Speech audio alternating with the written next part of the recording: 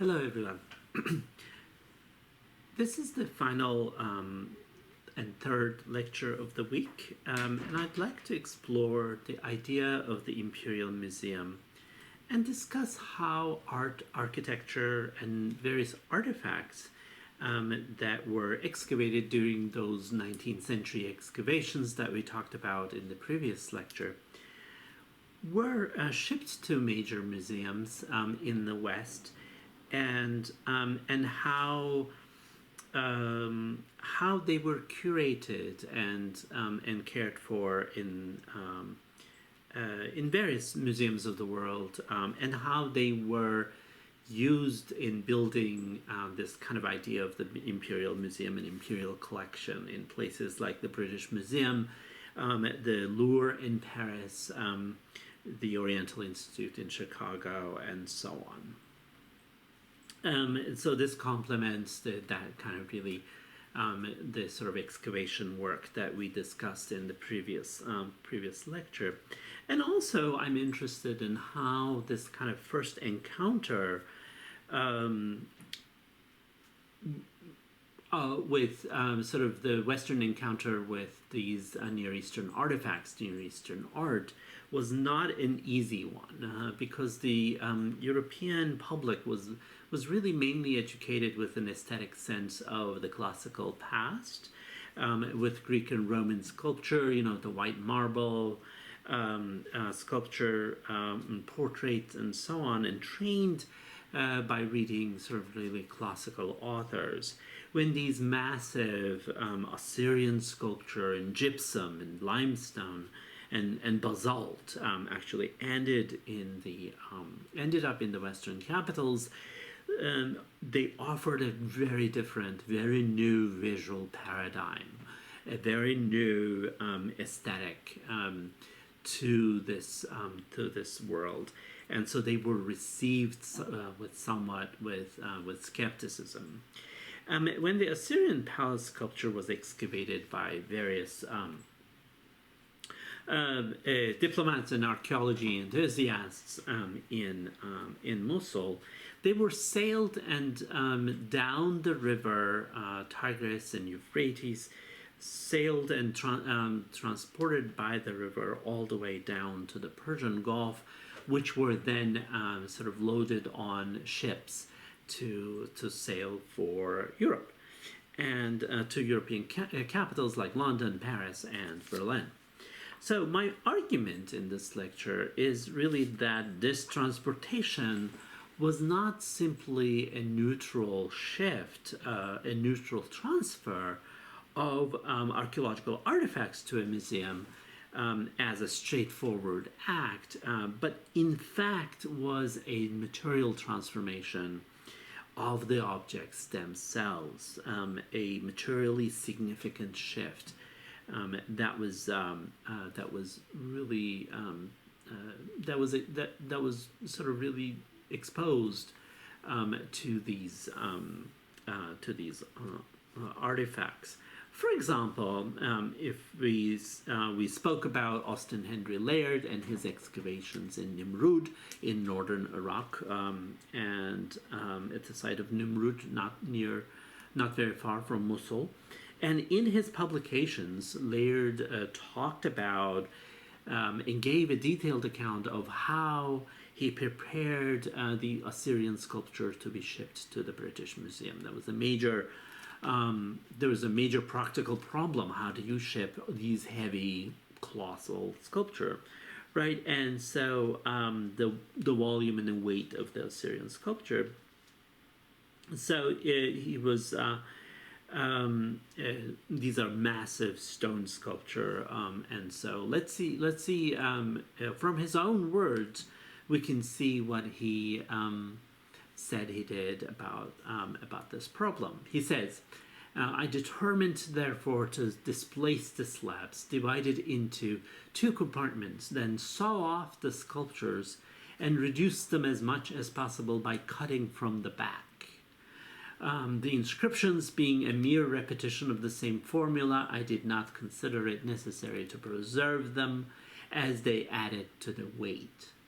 With the help of levers of wood, And by digging away the wall of sun-dried bricks from behind the slabs, I was enabled to turn them into the center of the trench, and where they were sawn by marble cutters from Mosul. So in this way, actually we know that, for example, those inscriptions that he cut, we were told that he actually cut them up into small pieces of this big and sent them to his friends and relatives around the world. These Assyrian inscriptions from Ashurnasirpal II's palace. He thought that they were repetitious and they're saying the same thing over and over again. Another really interesting Orientalist argument that the Oriental despot repeats it himself, right?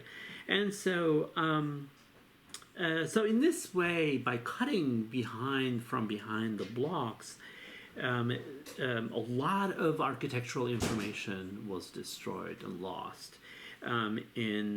Such as masons' marks, inscriptions that are on the back of the slabs that we know from the surviving ones. We know that there were inscriptions in the back. Some chisel work.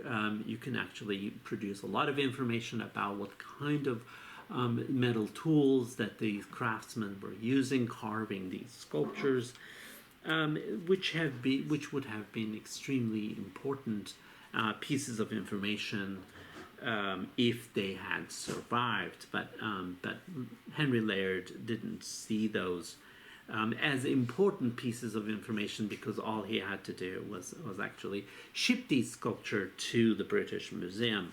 So if you go to the British Museum today and visit the architectural relief blocks that known as orthostats that he sent from Mosul,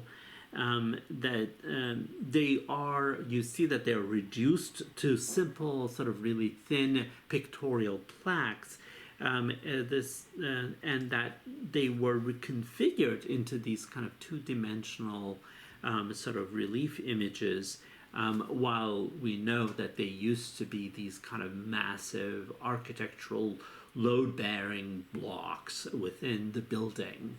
He sort of really materially transformed them into these thin pictorial slabs. The amount of destruction of architectural knowledge through this process, it's really incredible. This we can suggest that the way that these works of art were materially transformed during this plunder of archaeological sites in the 19th century by colonial powers. And not just moved in location, but just really destroyed. Here I present to you an even more fascinating example of such a transformation. These are two Assyrian reliefs in the Kimball Art Museum in Fort Worth, Texas. And they were cut to fit the idea of a classical portrait like their Roman examples. Having received tall, sort of full-sized Assyrian reliefs like these genie figures from the Assyrian palaces, some curators felt the need to edit these sculptures and tailor them to the tastes of their patrons. The full-scale sort of genie figures were then reduced to chopped and reduced to these kind of really small portraits. This is a really interesting way of sort of incorporating a kind of a classical aesthetic values onto Near Eastern art. It's really ironic. I mean, this kind of curatorial intervention that cuts off works of art into particular pieces is also very appropriate in the way that Near Eastern art is interpreted and studied in the West as well. So a lot of the way that we study Near Eastern art It's actually methodologically and historiographically uses these kind of other sort of like classical notions of studying art, and so that kind of really already skews our methodology. Anyway, so the arrival of these Assyrian sculpture in the British Museum was really major news in English newspapers.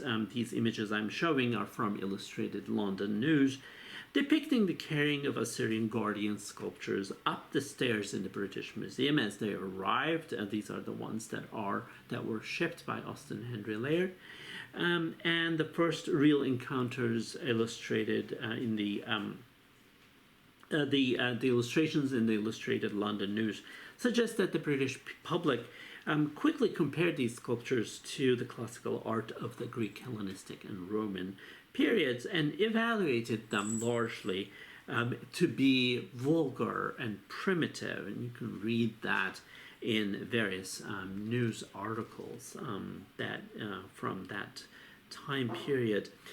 Today, many of these sculptures from the Assyrian palaces, namely Nimrud, Nineveh, Khorsabad, and so on, are dispersed among world museums in the West, like the Metropolitan Museum of Art or the Oriental Institute. So I'd like to really wrap up my lecture here with a note on the Oriental Institute. Remember, we started our first lecture with the Oriental Institute, with the tympanum that was designed and sponsored by James Breasted, and its founder and archaeologist and Egyptologist Breasted. It will be helpful to wrap up actually this week's lectures to go back to this to the Oriental Institute and its role and the role of Chicago actually in Near Eastern research. The Oriental Institute was founded as a research laboratory for the investigation of early human career that would trace humankind's progress from the most ancient days of the Middle East. I took this statement directly from the Oriental Institute's own website and their mission statement. Founded in 1919 by James Henry Breasted, who was teaching at that time at the University of Chicago, and it was funded by John D. Rockefeller Jr. This configuration of the institution as a research institute that carries out archaeological projects in the Middle East and archives the finds and results of these research projects and excavations, and serving as a museum at the same time is a rare thing, perhaps only comparable today to one other institution, the University of Pennsylvania Museum of Archaeology and Anthropology in Philadelphia. Sadly, that institution has been gradually dropping its research mission as in recent years as we speak. So the Oriental Institute then opened in 1931 to the public, exhibiting archaeological artifacts from Mesopotamia, Anatolia, Syria, and Egypt, actually a large section on Egypt as well, from its own sponsored excavations and field projects. For example, there are these fine Assyrian orthostats, these kind of really colossal Assyrian sculpture were excavated by Oriental Institute's own excavations at the site of Khorsabad between 1928 and 1935. So various archaeological projects were initiated by the Oriental Institute in 1920s and 30s and have played a major role, really, in the transition from the 19th century episode of excavations by amateurs and sort of diplomats and archaeology enthusiasts and antiquarians to more professional and scientific archaeology in the 20th century that all the work that was done on the behalf of the Oriental Institute in the early 20th century was an important was really instrumental in that transition. So I'm showing you a beautiful photograph from the Oriental Institute archives depicting Oriental Institute archaeologists in Turkey excavating at Alişar Höyük, the Mount of Alişar, struggling with a massive marshy terrain here with their car in their vehicle. Here's another one where they're getting help from local villagers to pull their car off of that bump.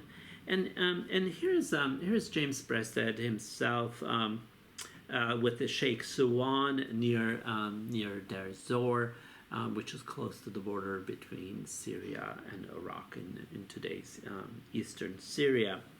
Finally, I'm returning to this chart that outlines the role of archaeology in the context of 19th century and early 20th century colonialism.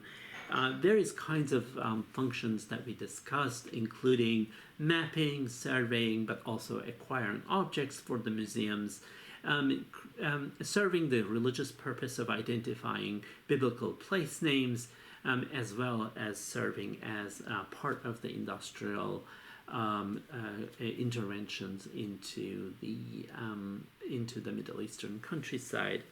The point that I tried to make with these lectures was really how the beginnings of archaeology in the Middle East was so intimately intertwined and entangled with this kind of geopolitics of the region at that time, when the Ottoman Empire was kind of slowly vanishing, and colonial powers really competing to get hold of these archaeological excavations in order to build their own imperial museums as institutions.